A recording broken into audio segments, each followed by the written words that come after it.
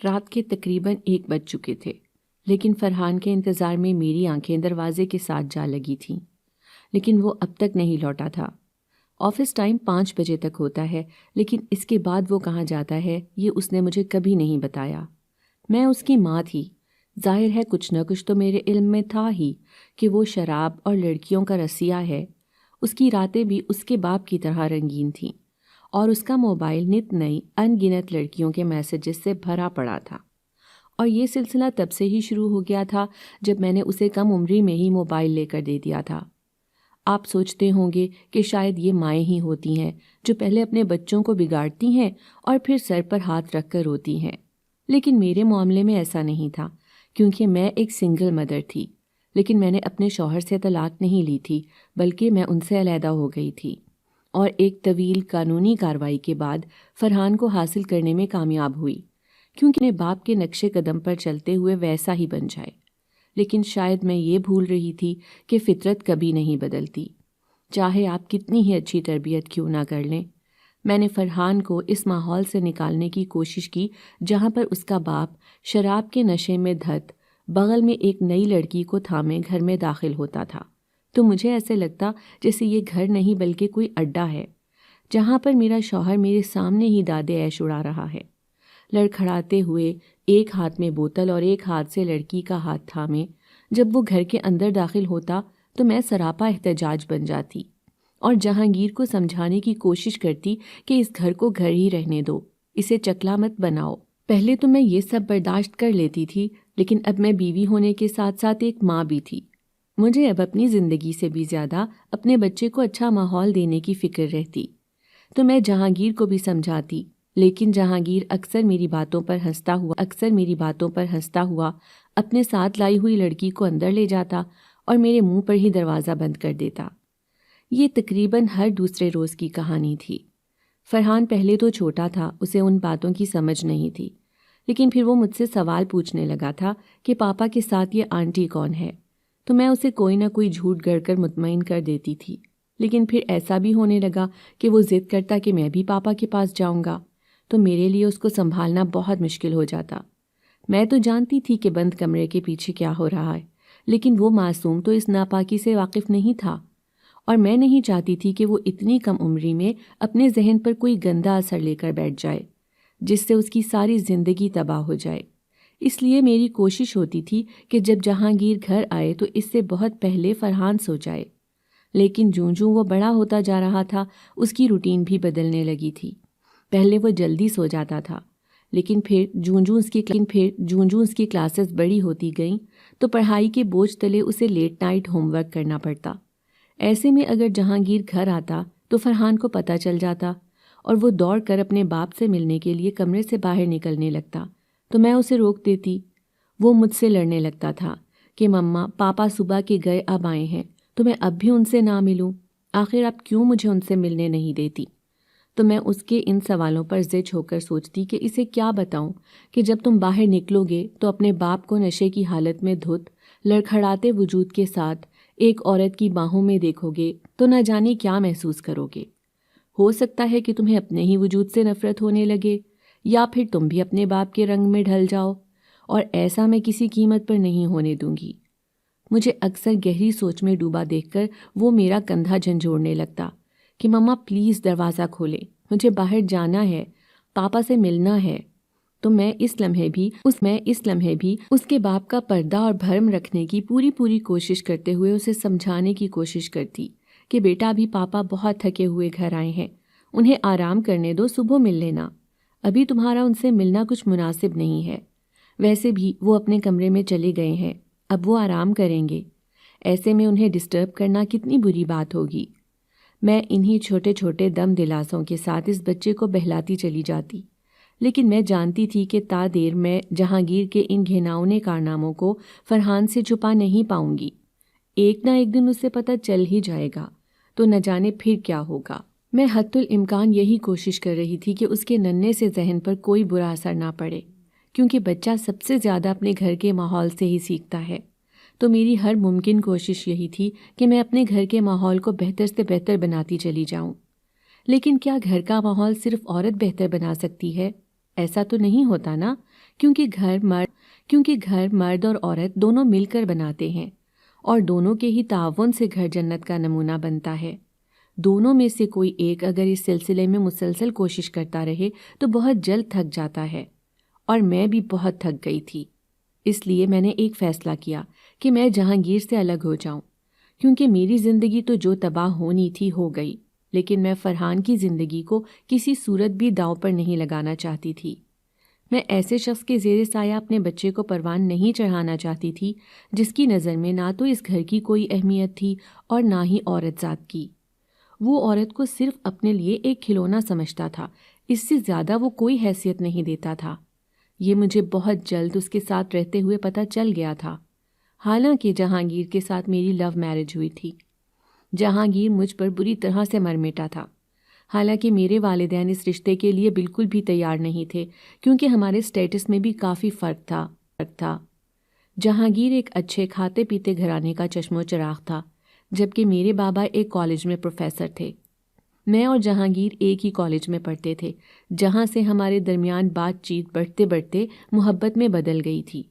جہانگیر مجھے کئی بار ڈیٹ پر لے جانے کی کوشش کر چکا تھا، لیکن میں ہر بار اسے انکار کر دیتی۔ تو ایک دن وہ انتہائی ضد ہو کر بولا، تم چاہتی کیا ہو؟ نہ میرے ساتھ باہر گھومنے پھرنے جاتی ہو، نہ ہی کسی ہوٹل تک لنچ یا ڈنر کرنے جاتی ہو۔ آخر مسئلہ کیا ہے؟ میں تم سے بے پناہ محبت کرتا ہوں۔ کیا تمہیں مجھ پر کوئی شک ہے کہ میری محبت کوئی کھوٹ ہے، یا میں تمہیں محبت کا جھانسا دے کر چھوڑ جاؤں گا؟ اس کی باتیں مجھے اس وقت بہت خوبصورت لگتی تھیں۔ جب وہ جذباتی ہو کر میرے سامنے دلائل کا انبار لگاتا تو مجھے لگتا کہ جہانگیر پوری دنیا کا وہ واحد مرد ہے جو مجھے حاصل کرنے کے لیے مرا جا رہا ہے۔ میں خود کو ہواؤں میں اڑتا ہوا محسوس کرتی، خود پر بے پناہ رشک ہونے لگتا کہ اس قدر امیر کبیر لڑکا میری محبت کا دم بھر رہا ہے، جس کے پیچھے پورے کالج کی لڑکیاں جان دینے پر تلی رہتی ہیں، وہ مجھ پر جان دیتا ہے۔ سچ کہوں تو یہ احساس ہی ہر لڑکی کے لیے بہت جان لیوا ہوتا ہے۔ وہ جب بھی مجھے کالج میں 1-2 پیریڈز اٹینڈ کرنے کے بعد باہر جانے کا بولتا تو میں انکار کر دیتی۔ جب وہ وجہ جاننا چاہتا تو میں اسے سمجھاتی کہ میں ایسے تمہارے ساتھ ہوٹلنگ نہیں کر سکتی۔ تو وہ مجھے کہتا، ٹھیک ہے، مت کرو ہوٹلنگ، ہم گاڑی میں ہی کھانے پینے کی چیزیں منگوا لیں گے، پھر لانگ ڈرائیو پر چلتے ہیں۔ تو میں تب بھی انکار کر ڈالتی، تو وہ مجھ سے روٹھنے لگتا۔ پھر ایک دن میں نے اپنی شرم بالائے طاق رکھتے ہوئے اسے کہہ ہی ڈالا کہ دیکھو، اگر تم چاہتے ہو کہ میں تمہارے ساتھ لانگ ڈرائیو پر چلوں یا ہوٹلنگ کروں تو بہتر ہے کہ اپنے اور میرے رشتے کو ایک پاکیزہ سا نام دے ڈالو، پھر تمہارے ساتھ باہر جانے میں مجھے کوئی اعتراض نہیں ہوگا۔ تو وہ حیرت سے میری طرف دیکھنے لگا۔ کیا مطلب ہے تمہارا؟ تو مجھے اس کی معصومیت پر ہنسی آ گئی۔ تم کیا اتنے بدھو ہو جہانگیر کہ میری اس بات کو سمجھ نہ سکو؟ اوہو بھائی، میں تمہاری طرح لائق فائق نہیں ہوں نا، اس لیے مجھے ذرا آرام سے سمجھاؤ۔ البتہ اس بات کی مکمل گارنٹی دیتا ہوں کہ میں تمہاری بات جلدی سمجھ جاؤں گا، زیادہ وقت نہیں لوں گا۔ وہ شرارت سے بولا تو مجھے ہنسی آ گئی، لیکن پھر میں نے انتہائی سنجیدگی سے جہانگیر کو کہا کہ جہانگیر، کیا تم مجھ سے شادی کرنا چاہتے ہو یا بس ٹائم پاس کرنا چاہتے ہو؟ تو میری بات سن کر جہانگیر کے چہرے پر ایک دم سے سنجیدگی طاری ہو گئی۔ ایک پل کو تو مجھے لگا کہ جیسے سب ختم ہو جائے گا، لیکن دوسری طرف جب میں اس کا والہانہ پن دیکھتی تو مجھے لگتا تھا کہ ابھی امید باقی ہے۔ وہ کافی دیر تک مجھے بڑی گہری نظروں سے گھورتا رہا اور پھر آہستہ سے کہا، تم نے یہ بات کیوں کی؟ کیا تمہیں مجھ پر یقین نہیں؟ تو والدین کو ہمارے گھر رشتے کے لیے بھیجو، اگر تم مجھ سے شادی کرنا چاہتے ہو تو۔ میں نے یہاں تک بات کہہ کر روک ڈالی، کیونکہ گیند اب جہانگیر کی کورٹ میں تھی۔ سنو، مجھے تم سے ایک بات کنفرم کرنی ہے۔ اس نے جب مجھے انتہائی سنجیدگی سے مخاطب کیا تو میں اندر تک لرز گئی کہ نہ جانے کیا سننے کو ملے گا۔ ظاہر ہے اتنے بڑے بزنس مین کا بیٹا ہے۔ میں نے دھڑکتے دل سے اسے کہا کہ کیا کنفرم کرنا ہے؟ تو وہ انتہائی سنجیدگی سے بولا کہ جب تمہاری میری شادی ہو جائے گی تو تب تم میرے ساتھ گھومو پھرو گی نا، یا اس وقت بھی کوئی شرط باندھ لو گی؟ اس نے یہ بات اتنی سنجیدگی سے کہی کہ میری ہنسی چھوٹ گئی۔ مجھے ہنستا دیکھ کر جہانگیر بھی ہنسنے لگا۔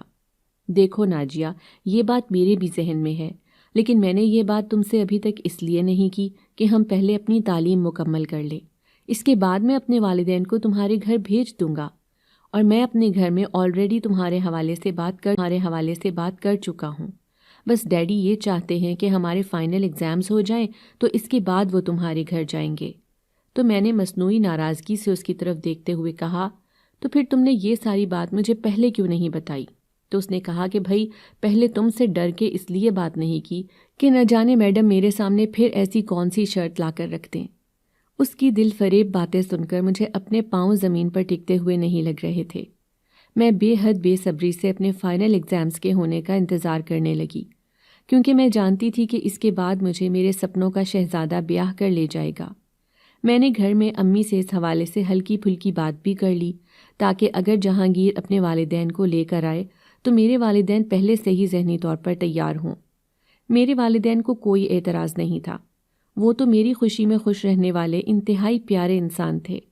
جہانگیر کے حوالے سے بھی انہیں کوئی خاص اندازہ نہیں تھا, نہ ہی میں نے کچھ زیادہ اس کے سٹیٹس, لیکن میرے ابا ان کی امارت دیکھ کر کہیں نہ کہیں پر اٹک جائیں گے, کیونکہ میں اپنے ابا کی خودداری کو اچھے سے جانتی تھی. انہوں نے اپنی ساری زندگی انتہائی ایمانداری کے ساتھ سفید پوشی میں گزار دی, اور وہ اپنے اس حال سے خوش بھی تھے کیونکہ ان کے دل میں نے کبھی طمع نہیں دیکھا تھا اور نہ ہی وہ کسی سے مروب ہونے والے انسان تھے. میں یہ بھی جانتی تھی کہ میرا رشتہ وہ اپنے ہی جیسے مڈل کلاس طبقے کو دینے پر تو رضامند ہو جائیں گے, لیکن ایلیٹ کلاس میں کسی صورت بھی میرا رشتہ نہیں کریں گے, کیونکہ وہ ہمیشہ کہا کرتے تھے کہ انسان کی جتنی چادر ہو اتنے ہی پاؤں پھیلانے چاہیے, کیونکہ جب آپ چادر سے باہر اپنے پاؤں نکال کر چلنے کی کوشش کرتے ہیں تو پھر بے لگام خواہشوں کے بوجھ تلے زندگی کبھی بھی سکھ سے نہیں گزار پاتے. اور پھر میرے خدشات درست ہی ثابت ہوئے جب جہانگیر کے والدین اپنی انتہائی قیمتی گاڑی میں ہمارے گھر آئے, اور جہانگیر کے والد نے جب اپنا تعارف اس شہر کے سب سے بڑے بزنس مین کی حیثیت سے کروایا تو میرے ابا چونک گئے. بزنس مین کے ساتھ ساتھ ان کی شہرت کچھ اچھی نہیں تھی, تو ابا نے انہیں فوراً تو انکار نہ کیا, بس اتنا کہا کہ وہ کچھ سوچ کر جواب دیں گے. لیکن ان کے جانے کے بعد ابا نے میری کلاس لے لی. کیا تم جہانگیر کے والدین کو جانتی تھیں؟ تو میں نے فوراً انکار کر دیا. تو ابا بولے, کمال ہے, آج کل کے بچوں کے پاس اپنے والدین کا تعارف کروانے کے لیے وقت نہیں ہوتا اور باقی تمام بیکار باتوں کے لیے وقت ہوتا ہے. کیا تمہیں نہیں پتا کہ یہ لوگ کون ہیں؟ ہم ان کے سٹیٹس کے نہیں ہیں. مجھے تو انتہائی حیرت ہے کہ یہ شخص جو کہ اس شہر کا سب سے بڑا بزنس مین ہے وہ ہمارے گھر رشتے کے لیے آ کیسے گیا؟ تو امی ایک دم سے بیچ میں بول پڑیں, ظاہر ہے جہانگیر ان کا اکلوتا بیٹا ہے, اپنے اکلوتے بیٹے کی بات وہ ٹال تو نہیں سکتے نا؟ بے شک وہ ٹال نہیں سکتے, لیکن تم اپنی بیٹی کو یہ بات اچھے سے سمجھا دو کہ مخمل میں ٹاٹ نہیں لگتا, ان کی اور ہماری حیثیت میں بہت فرق ہے. ابا جہانگیر ایسا نہیں سوچتا, وہ بہت الگ سا ہے, میں نے فوراً وضاحت دی. لیکن میں تو ایسا ہی سوچتا ہوں نا, ان کی گاڑی سے لے کر لباس تک کچھ بھی تو ہمارے جیسا نہیں, ہم جیسے تو شاید وہ نوکر بھی نہیں رکھتے. تم کدھر ان امیروں میں مجھے گھسیٹنے پر تلی ہو؟ بھلا ان کا اور ہمارا کیا جوڑ؟ اور ویسے بھی رشتہ ہمیشہ اپنی حیثیت کے مطابق لوگوں میں کرنا چاہیے, اسی میں انسان کی عزت رہتی ہے. ابا نے مجھے سمجھانے کی کوشش کی تو میں اٹھ کر اپنے کمرے میں آ گئی. تھوڑی دیر بعد امی بھی میرے پاس مجھے سمجھانے کے لیے آئیں تو میں نے انہیں روتے ہوئے کہا کہ امی آپ ابا کو سمجھائیں, میں جہانگیر کے علاوہ کسی سے شادی نہیں کروں گی. ٹھیک ہے, اگر ابا چاہتے ہیں کہ میں جہانگیر سے شادی نہ کروں تو مجھے قبول ہے, لیکن پھر ابا مجھے کسی دوسرے سے بھی شادی کے لیے مجبور نہیں کریں گے, یہ جا کر ان کو بتا دیجئے. تو امی نے میرے آنسو صاف کر کے مجھے اپنے سینے سے لگا لیا اور کہا کہ ابھی تمہارے ابا ذرا جذباتی ہو رہے ہیں, تھوڑا وقت دو, میں انہیں آہستہ آہستہ سمجھاؤں گی. بھلا اتنے امیر کبیر خاندان میں بیٹی کا رشتہ ہو رہا ہے تو انہیں اس وقت بھی اپنے جذباتی فلسفے یاد آئے ہوئے ہیں. عجیب ناشکر آدمی ہے, اتنی ہائی فائی سوسائٹی سے تعلق رکھنے والے لوگ خود چل کر ہمارے گھر آئے ہیں, یہ کیا کم غنیمت والی بات ہے؟ ایسے وقت میں بھی تمہارے ابا کی باتیں میری سمجھ سے تو بالاتر ہے. بہرحال تم پریشان نہیں ہو, میں انہیں سمجھانے کی کوشش کروں گی. امی کی باتیں سن کر مجھے کچھ امید لگی, لیکن میرے ابا نے تو جیسے ضد ہی باندھ لی, ان کی نہ ہاں میں نہیں بدلی. دوسری طرف جہانگیر کی وجہ سے میں بے حد پریشان تھی. اس نے مجھے صاف صاف کہہ دیا تھا کہ میرے پاپا کے پاس یہی ماں ہے, اس کے بعد الیکشن کی تیاریاں شروع ہو جائیں گی اور پھر ان کے ملک کے باہر کے ٹورز ہیں، تو پھر پورا سال وہ بزی رہیں گے۔ لہٰذا اس کے بعد پھر مجھ سے گلہ مت کرنا کہ میں نے کوئی ٹائم پاس کیا ہے۔ میں جہانگیر سے کچھ مہلت چاہ رہی تھی، لیکن جب اس نے صاف صاف مجھے اپنے والد کے شیڈیول کے بارے میں بتا دیا تو پھر میرے پاس تو کوئی آپشن ہی نہیں بچا تھا کہ جس پر میں اسے مزید روک پاتی۔ اس نے میرے سامنے کورٹ میرج کی تجویز رکھی، جسے سن کر میرے پیروں تلے سے زمین ہی نکل گئی، لیکن میں نے اس سے 1-2 دن کی مہلت مانگی اور سوچا کہ ابا کو قائل کر لوں گی، لیکن میں ابا کو قائل نہ کر پائی اور پھر میں نے جہانگیر کے ساتھ کورٹ میرج کر لی۔ میرے گھر جب میری شادی کا علم میرے والدین کو ہوا تو انہوں نے خوب ہنگامہ برپا کیا۔ ابا نے میرا گھر میں داخلہ بند کر دیا تو میں بہت روئی۔ جہانگیر مجھے ابھی گھر نہیں لے جانا چاہ رہا تھا۔ کورٹ سے نکل کر وہ مجھے سیدھا اپنے ایک ہوٹل لے کر آیا۔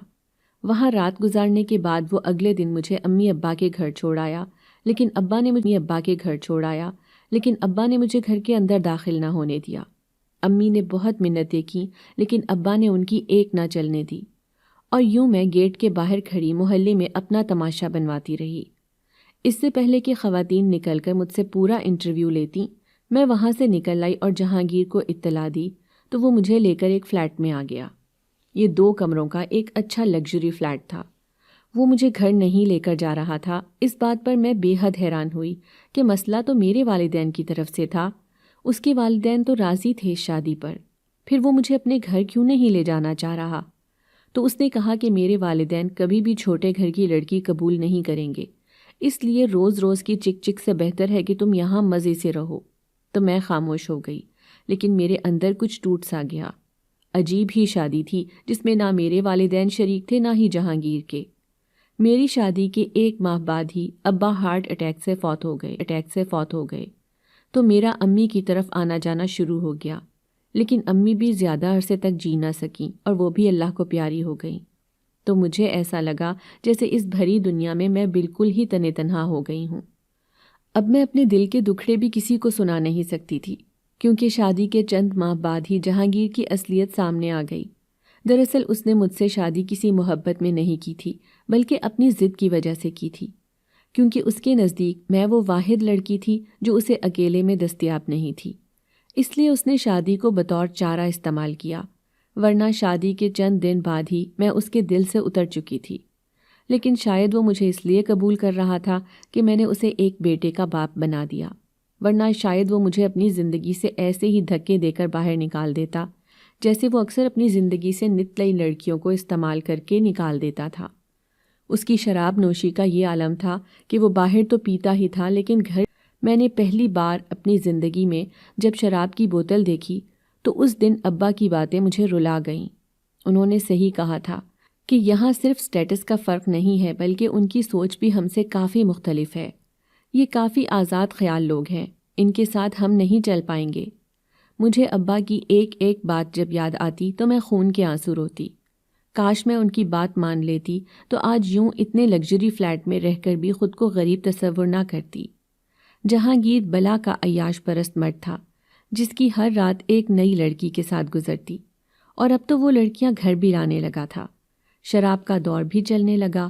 میں پہلے تو ان باتوں کو اگنور کرتی تھی، لیکن اب جب سے فرحان پیدا ہوا تھا مجھے ہر روز ایسا لگتا جیسے میں اپنے آپ کو مار رہی ہوں اور اندر سے بالکل ختم ہو چکی ہوں۔ میری اپنی زندگی تو اب کسی کام کی نہیں رہی، لیکن میں فرحان کو اپنے ہاتھوں تباہ ہوتے ہوئے نہیں دیکھ سکتی تھی، اس لیے میں فیصلہ تھا، لیکن فرحان کی خاطر مجھے یہ کڑوا گھونٹ بھرنا پڑا۔ میں نے جہانگیر سے طلاق نہیں لی اور اس سے علیحدگی اختیار کر کے دوسرے شہر آ گئی۔ یہاں پر میں نے کالج میں پڑھانا شروع کر دیا اور اپنے حق حلال کے پیسوں سے فرحان کی پرورش کرنے لگی۔ لیکن فرحان جوں بڑا ہوا اس کے انداز اور اطوار بالکل اپنے باپ پر چلے گئے۔ وہ بلا کا ضدی تھا، جو ٹھان لیتا وہ کر کے رہتا۔ جب اس نے مجھ سے موبائل کی ضد کی تو میں اس کے حق میں نہیں تھی، لیکن بالآخر میں نے اسے موبائل لے دیا، اور اس دن مجھے پتا چلا کہ وہ تو بالکل اپنے باپ کے نقش قدم پر چل رہا ہے۔ میں نے تو اسے جس گند سے نکالنے کے لیے اپنی عیش و عشرت کی زندگی کو ٹھوکر مار دی تھی، وہ اسی گند میں ہاتھ پیر مارنے لگا تھا۔ حالانکہ میں نے اس کی بہت اچھی تربیت کرنے کے ساتھ ساتھ اچھا ماحول بھی دیا تھا، لیکن شاید خون کی تاثیر اپنا رنگ دکھا رہی تھی۔ وہ سگریٹ کے ساتھ ساتھ شراب نوشی بھی کرتا تھا، لیکن بھلا ہو کہ یہ سب وہ میرے سامنے نہیں کرتا تھا، ورنہ تو میں شاید مر ہی جاتی۔ وہ یہ سب چھپ کر کرتا تھا، لیکن مجھے پتہ چل ہی جاتا، اور اس دن میں بہت روتی تھی۔ فرحان کی تعلیم مکمل ہونے کے بعد اسے ایک ملٹی نیشنل کمپنی میں اچھی جاب مل گئی تو مجھے اس کی شادی کی فکر لگ گئی۔ سوچا شادی ہوگی تو شاید یہ بدل جائے، لیکن میں یہاں پر بھی انتہائی بدقسمت ثابت ہوئی۔ فرحان سے اس کی پسند کا پوچھا تو اس نے ہنستے ہوئے کہا، مجھے تو ہر دوسری لڑکی پسند آ جاتی ہے، آپ اپنی پسند سے کر دیں، مجھے قبول ہوگی۔ یوں میں نے اپنی ہی ایک کلیگ کی بیٹی کو فرحان کے لیے پسند کر لیا۔ اچھی سیدھی سادی پڑھی لکھی لڑکی تھی، بس میں نے سادگی سے نکاح کروایا اور اسے بیاہ کر گھر لے آئی۔ سوچا تھا اب میں سکون کی زندگی بسر کروں گی، بہو کے روپ میں مجھے ایک بیٹی مل جائے گی جس سے اپنے چھوٹے چھوٹے دکھ سکھ کیا کروں گی۔ یہی سوچ کر مسکراتے ہوئے میں اپنے لیٹی ہی تھی کہ فرحان کے کمرے سے مجھے بہو کے چیخنے کی آوازیں آنے لگیں۔ پھر یہ آوازیں اس قدر دردناک ہو گئیں کہ میں بے چین ہو کر اٹھ کھڑی ہوئی اور انتظار کرنے لگی کہ شاید تھوڑی دیر بعد حالات نارمل ہو جائیں، لیکن ایسا لگا جیسے فرحان کے کمرے میں باقاعدہ دنگل شروع ہو گیا ہو۔ میں نے فوراً چادر اپنے گرد لپیٹی اور تیزی سے فرحان کے کمرے کے باہر جا کر کھڑی ہو گئی۔ میری بہو شزا، جسے میرے گھر میں آئے ہوئے فقط 2 گھنٹے ہی ہوئے تھے، ابھی تھوڑی دیر پہلے ہی فرحان کمرے میں گیا تھا، لیکن میری بہو جس طرح سے روتے ہوئے چیخیں مار رہی تھی وہ میرے لیے اب ناقابل برداشت ہوتا چلا جا رہا تھا۔ میں نے دروازے پر زور زور سے دستک دی تو ایک دم سے دروازہ کھلا اور سامنے فرحان کھڑا تھا۔ میں اسے دیکھے بغیر ہی اندر چلی گئی۔ سامنے ہی میری بہو شیزا زمین پر بیٹھی ہوئی تھی اور اس کے تمام کپڑے پھٹے ہوئے تھے۔ میں نے پلٹ کر غصے سے فرحان کی طرف دیکھا جو اب تک اسے بھوکے شیر کی طرح دیکھ رہا تھا۔ اس سے پہلے کہ میں فرحان سے کچھ کہتی وہ کمرے سے باہر نکل گیا۔ میں پھر بہو کے پاس گئی اور اپنی چادر اس کے بدن پر ڈال دی۔ اسے اپنے سینے سے لگایا تو وہ کہنے لگی، آنٹی میں اس جانور کے ساتھ نہیں رہ سکتی، مجھے طلاق چاہیے، میں یہ سب برداشت نہیں کر پاؤں گی، میں مر جاؤں گی۔ تو میں نے اسے تسلی دی تو اس نے مجھے بتایا کہ فرحان اسے شراب پینے پر مجبور کرنے لگا تھا۔ جب میں نے انکار کیا تو اس نے مجھ پر شراب کی بوتل سے حملہ کر دیا اور پھر کسی بھوکے درندے کی طرح مجھے نوچنے لگا۔ یہ جانور ہے آنٹی، میں اس کے ساتھ کسی صورت زندگی نہیں گزاروں گی۔ تو میں نے اسے سمجھایا کہ سب ٹھیک ہو جائے گا، تم آج کی رات یہاں پر گزار لو، صبح چلی جانا، اور اسے سمجھا کر میں واپس اپنے کمرے میں آ گئی۔ کچھ سمجھ نہیں آ رہا تھا کہ کیا کروں۔ میں نے تو اپنے بیٹے کی اصلاح کے لیے شادی کی تھی، لیکن میں یہاں پر بھی ناکام ہو گئی۔ صبح ہوئی تو فرحان تو آفس چلا گیا، مگر میری بہو کمرے نہ آئی تو مجھے عجیب لگا کہ رات کو تو اتنا رود ہو رہی تھی اور اب کمرے سے باہر نہیں آ رہی۔ تو دوپہر کے 2 بجے جب میں اسے اٹھانے کے لیے اس کے کمرے میں گئی تو یہ دیکھ کر تو میرے ہوش ہی اڑ گئے، کیونکہ وہ تو زمین پر بے ہوش پڑی تھی۔ میرے پیروں تلے سے زمین ہی نکل گئی۔ میں نے اسے فوراً پانی کے چھینٹے مارے تو وہ ایک دم سے ہوش میں آ گئی، لیکن نہ تو وہ روئی اور نہ ہی اس نے مجھ سے کوئی گلہ کیا۔ تو میرا دل اس کی حالت زار دیکھ کر کٹنے لگا۔ تم چلو، میں تمہیں تمہارے گھر چھوڑاؤں، میں نے دل پر پتھر رکھ کر اسے کہا تو وہ خالی خالی نظروں سے میری طرف دیکھنے لگی۔ بمشکل اٹھ کر اس نے اپنے کپڑے بدلے اور میرے ساتھ وہ جوں ہی نکلنے لگی تو سامنے فرحان آ کر کھڑا ہو گیا۔ میں نے اسے کہا، فرحان، میں آج تمہیں کوئی نصیحت نہیں کروں گی، نہ ہی مجھے اپنے بخت سے کوئی گلہ ہے، یہ تمہاری زندگی ہے، جو چاہے کرو۔ اس بچی کو اس کے گھر چھوڑنے کے بعد میں بھی یہاں نہیں آؤں گی۔ یہ گھر میں نے بہت پہلے تمہارے نام کر دیا تھا، اب اس گھر میں جو چاہے کرو۔ آئندہ روکنے ٹوکنے کے لیے تمہیں تمہاری ماں کی شکل نظر نہیں آئے گی۔ میں نے تمہیں جس گندگی سے نکالنے کے لیے تگ و دو کی تھی اس میں بری طرح سے ناکام ہو گئی ہوں۔ اپنی بات ختم کر کے میں نے گھر کی چابیاں فرحان کے ہاتھ پر رکھیں اور اپنی بہو کو لے کر میں جوں ہی باہر نکلنے لگی تو فرحان میرے پیروں میں آ کر بیٹھ گیا اور رونے لگا۔ امی، خدا کے لیے مجھے معاف کر دیں، میں نے آپ کا بہت دل دکھا دیا ہے، لیکن آپ کے بغیر رہنے کا تو میں کبھی تصور بھی نہیں کر سکتا۔ آپ مجھے یوں چھوڑ کر نہیں جا سکتی۔ وہ کسی بچے کی طرح میرے قدموں سے لپٹ کر رونے لگا تو مجھے لگا شاید اللہ تعالیٰ نے میرے صبر کا میٹھا پھل بالآخر میری گود میں ڈال دیا۔